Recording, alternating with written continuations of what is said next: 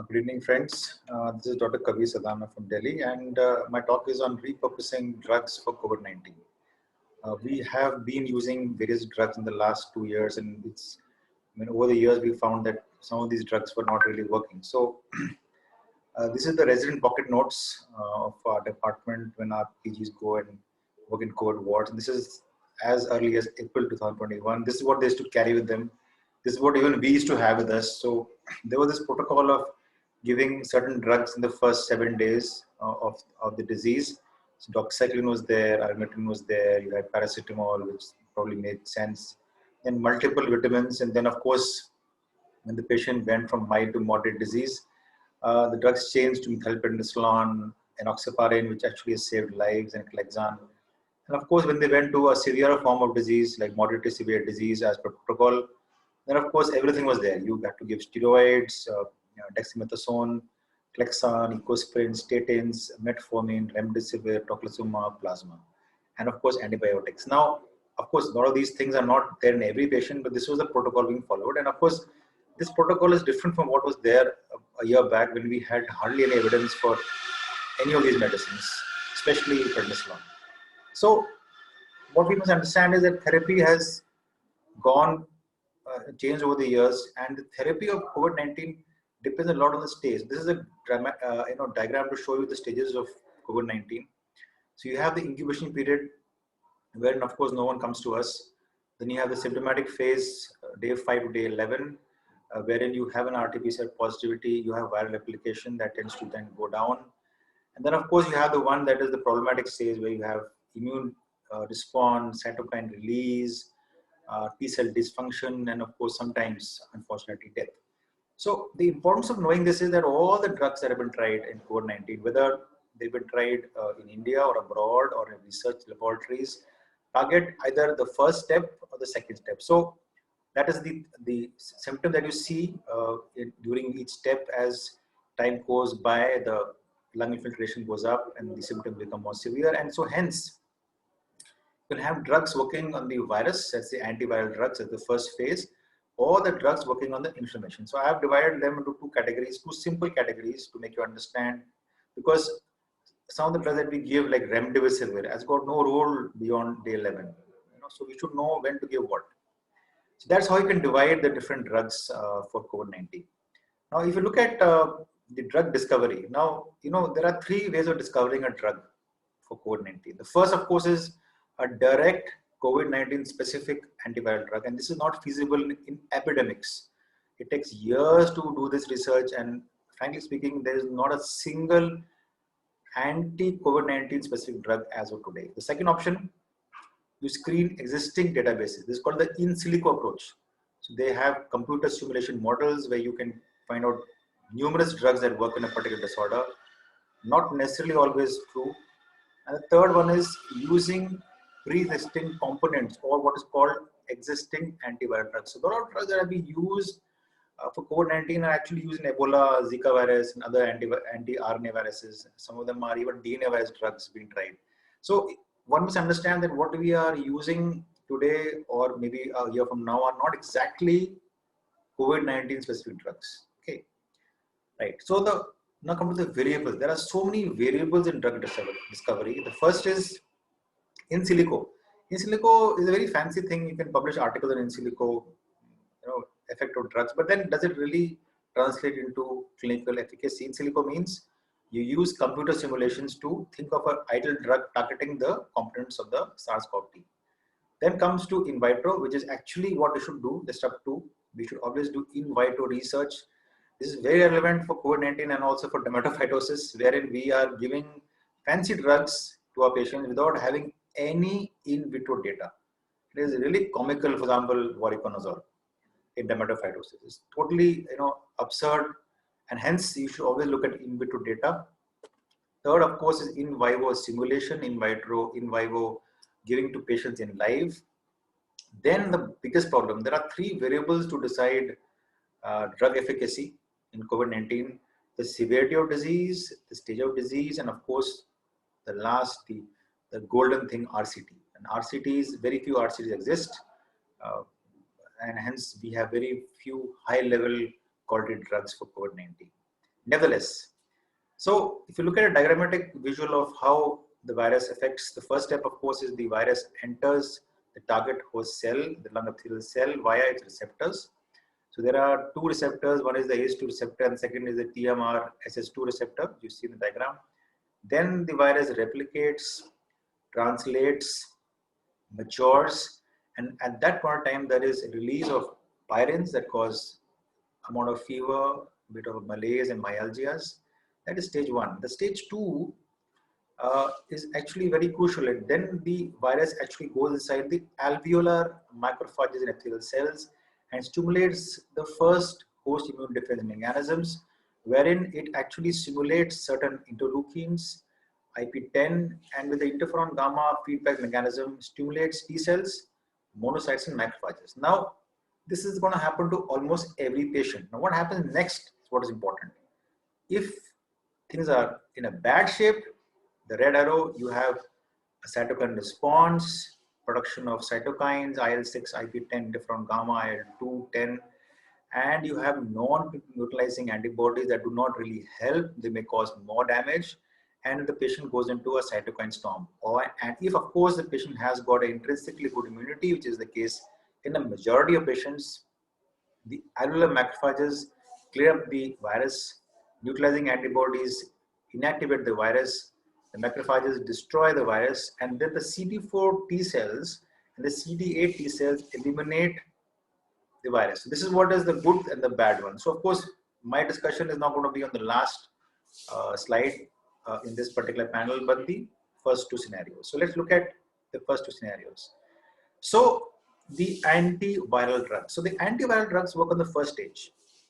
Now you can have drugs which actually block the first stage, that is the stage wherein the virus confabulates with the receptors, that is the SARS-CoV-2 or the other receptors. So you have some very fancy new molecule drugs in this category, which are actually the hot drugs, which actually can stop this particular virus from actually entering into the epithelial cell. Then you have, of course, the virus enters the cell through endocytosis. Nothing is there for that. Then there's a fusion of virus into endosomes leading to genomic release. So in this you had HCQS. You've got an antibiotic called ticloplanine and of course Viracept. Then you've got drugs working on the replication of genome. A lot of drugs in this category, including remdesivir, ribavirin, interferons, emitin, of course arimitin. And then the next stage is translation of virus proteins. Again, you have a host of drugs in that particular category, some of which I will quickly summarize for you. And then, of course, the overview. No? So these are the antiviral drugs, starting from receptor blockage drugs to other categories. Now, in this particular drug, the first one is hot. It is going to be probably the most important drug in the future if you can make in vivo translation. Viracept again is the same. Some of them are out of the picture. And so if you look at these categories, this is what's left. These are the four classes of drugs that actually have got potential in COVID-19 stage 1.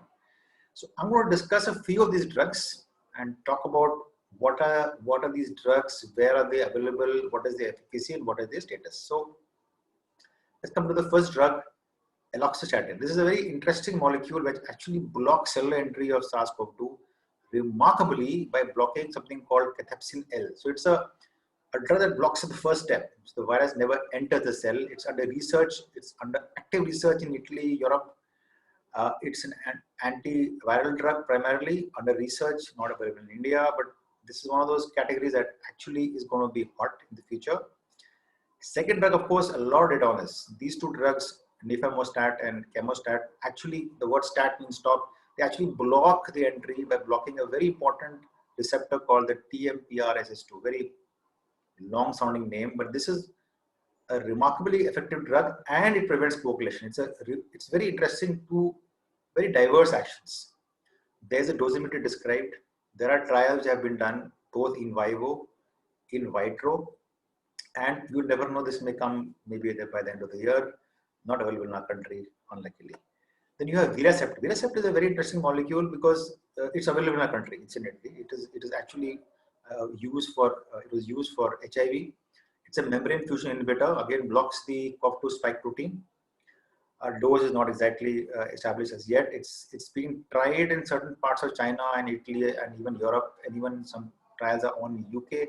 The important thing about this drug is it's there in our country. So, if this works, we'll have a novel, repurposed antiviral drug for COVID-19. Remdesivir, which is the hot new, which is the drug which is written by everybody. It's basically antiviral DNA polymerase. It has got two regimens, a 5-day, 10-day regimen. There are multiple studies. The double-blind RCTs have found to be useful in certain categories of patients, not in all patients, not to be given in mild moderate disease. The exact duration is also controversial, but ideal duration is first 10 days where the virus proliferates. It has got side effects. There are patients who died of side effects, but it is the only antiviral drug that has been given FDA approval, whatever be the merits of the approval. Now, the question that you must ask, which I always ask, is it really superior to other anti-COVID virus drugs? There is no head-on-head trial of this drug with any of the antiviral drugs in COVID-19. So one doesn't really know if it is so supremely effective, but it's got some evidence for its use, but it should be used in the first 10 days only. Then, of course, you've got this molecule. This is a very interesting molecule. It's a mAb.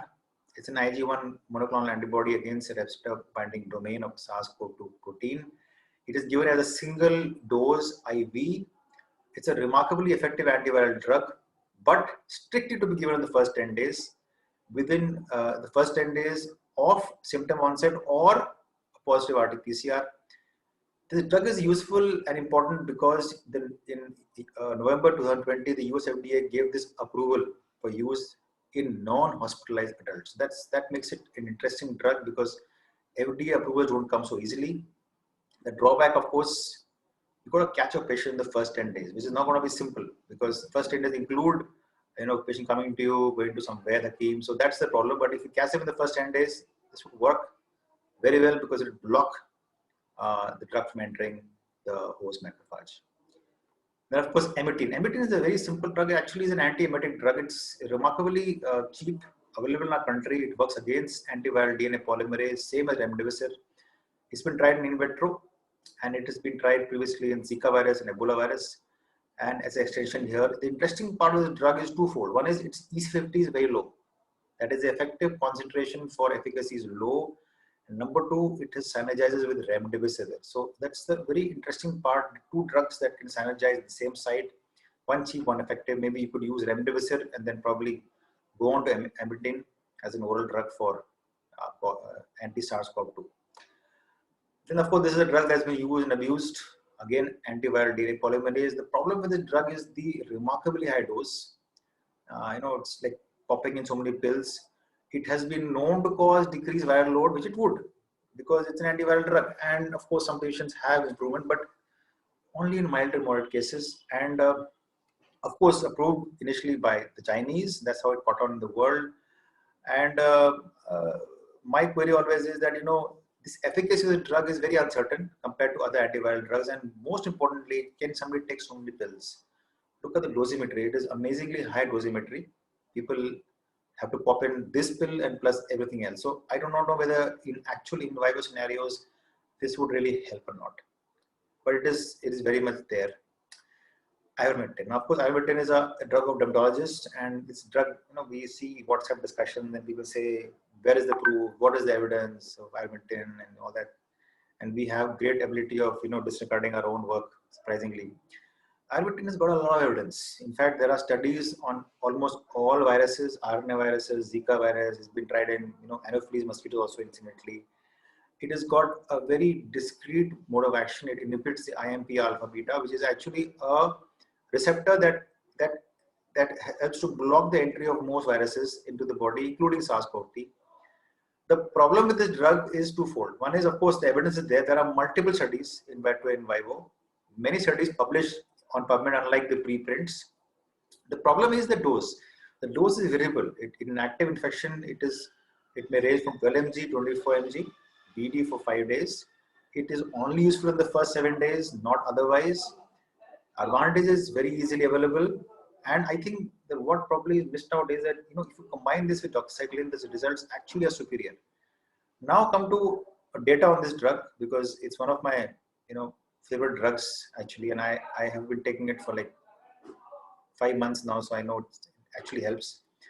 The evidence on this is huge. There are controlled trials, there are RCT trials, there are prophylactic trials. And I always find it very amusing when people say, where is the proof? Where is the proof? I really wonder why people don't go to the PubMed and start searching for ivermectin studies. There is a lot of proof. Anyways, now come to another interesting drug, niclosamide. Niclosamide again is an anti-helminthic drug. Inhibits antiviral translation. It's an antiviral drug. It is known in vitro to cause a rapid decrease in viral load. In one small study, it is known to also help in clinical improvement. The important thing now, come to the important part. With such a little evidence, niclosamide, you will not find many papers. It has been given phase 2 trial license in India. Why it's been given phase 2 license in India, we all know. I mean, some of us know. It is backed by one of the most powerful, industrial house in a country. And the question that I always want to keep asking is, why is this drug being rubbished and ivermectin? Why is this drug being trialed and ivermectin rubbished? They both are the same category. The studies for ivermectin are many more than niclosamide. So remember that a lot of drugs that have been trialed and then something is rubbish. You have to rubbish one drug to trial another drug. So I think we should take a relook at antihelminths, including ivermectin. Niclosamide, of course, is in phase 2, and I'm sure it'll probably come out by the end of the year. Come to the second part. The second part is the inflammatory phase. Okay, the one that's a problem. So when the patient virus enters the macrophage and the host cannot hold it back, then you have the inflammatory phase. In that, you have a lot of cytokines being released. You've got a cytokine response, and of course, the patient gets into trouble. So here is the next category of drugs. The first is corticosteroids. I will not dwell on this. It's well established. It works on every cytokine. Then you've got IL-6 inhibitors, tocilizumab and sarilumab. You've got the TNF-alpha inhibitors now, thalidomide is being tried. Then anakinra was tried for a short while. Then you've got these fancy molecules, bradykinin inhibitors, or even colchicine, which is a cheap molecule inhibiting the neutrophil response. And then, of course, your Indian hot new drug, the T2-deoxy-D-glucose, which actually works on cytokine storm. Doesn't really work as an antiviral drug. So, which of these drugs or more are useful and will be useful? Well, the first, thalidomide. Thalidomide is a drug that we use a lot. Dermatologists use a lot. It inhibits TNF-alpha primarily. That is the perceived action in case of COVID-19, dose 100 mg per day. Trials are underway, and I think this might be something very useful if proved to be superior to other drugs. This is a very interesting drug. I didn't mention it previously, bevacizumab. This is a well-established drug for anti-cancer therapy, inhibits VEGF. And VEGF inhibitors are important because when the VEGF level goes up, there is hypoxia, inflammation, and severe inflammation in the inflammatory tract, which is what is seen in COVID-19. It is given with 0.9% saline over 7 days. There are trials underway. It's a really remarkable molecule as an adjuvant, and it's under trial and it's available in India. So, this is a molecule that you can watch for. It might really help a lot. Tocilizumab inhibits interleukin-6. Doses vary. It is inflammatory. It's very favorable. Studies have been seen in CT findings and CRP level and fever counts and lymphocyte counts. It is used by a lot of us in severe cases, but I'll give you a take on this in the end as to what is the catch in tocilizumab, available in our country, of course. Now come to the catch. You see, all the drugs have been used. They sound very fancy, but there are two important things to understand. Number one, there is never any head-to-head trial with steroids. Never. And corticosteroids inhibit every cytokine. So no company does it. You can ask them why. And of course, the question is why. Well, they don't do it because, if you compare corticosteroids with, which is, mind you, has passed a double-blind RCT, you might find that nothing is as good as corticosteroids. So I think that all these new molecule drugs, except for the VEGF inhibitor, probably are overstated in their capability of use. The kind of steroids we give in a country probably inhibit all cytokines. Okay. So what has happened in the last 2 years is that we've made mistakes and we've learned what is not great, like doxycycline is not great, isomers is not great, vitamin C is not great. So I think there's nothing wrong in making mistakes, because mistakes is a method of improving yourself. It's as Billy Joe Armstrong said, it's better than doing nothing. So what's left of this whole story? Well, if you look at the phases of the COVID-19 symptom complex, you will realize that there are just two great classes of drugs. Antiviral drugs are lots of drugs. I mean, I don't know what I can put my finger on. I would put a finger on ivermectin if I had a choice. And unless and until you can go and prove an in vivo study, and then do an S2S study, head-to-head study, one cannot say that one drug is superior to the other drug. You know, I think remdesivir even today I believe is a highly awaited drug. But let's see what happens. Of course, in the anti-inflammatory spectrum, steroids are established: tocilizumab, sarilumab, colchicine, thalidomide, and of course heparin. I don't think that much will happen here because what we have are extremely good drugs. I don't think you will have anything new coming out in this particular segment of drugs. So that's like how it is. And of course, I'll come to the last, second last slide. That is the principal trial group. You must log in once in 3 weeks. This is a fantastic trial group. University of Oxford. It is on the NHS panel, and the principal trial group actually is a platform of randomized trials or treatments in various disorders of pandemic importance. And I'll give you a take on what they have done on the last 6 months and why they're important to know. These are the guys who recently have now investigated a trial on ivermectin, which we keep on rubbishing in India. You know, we have armchair experts who say a Bhagwas drug hai, without even reading on it, so they are back on it. And so it's important to not disregard your own evidence. They are the people who began a trial on colchicine just in March 2021. They are the guys who said that probably favipiravir could be used in patients at home recovery, and these are the guys who found that the two antibiotics that were raised last year are rubbish. So the evidence on COVID-19 is evolving. It is our job to simulate, understand the facts, and differentiate between preprint data, PubMed data. Okay, if you do that, you probably understand things better. Of course, I'll end my slide with my favorite quote. As this famous saying from this famous movie, Shah Rukh Khan said, "Picture abhi baki hai mere dost." So I guess there's a lot more which may happen in the next 1 year, and maybe I'm proved wrong. But I personally believe that the spectrum of newer drugs repurposing is probably in antiviral drugs, not in the anti-inflammatory drugs. Thank you very much, and I hope you have a great day.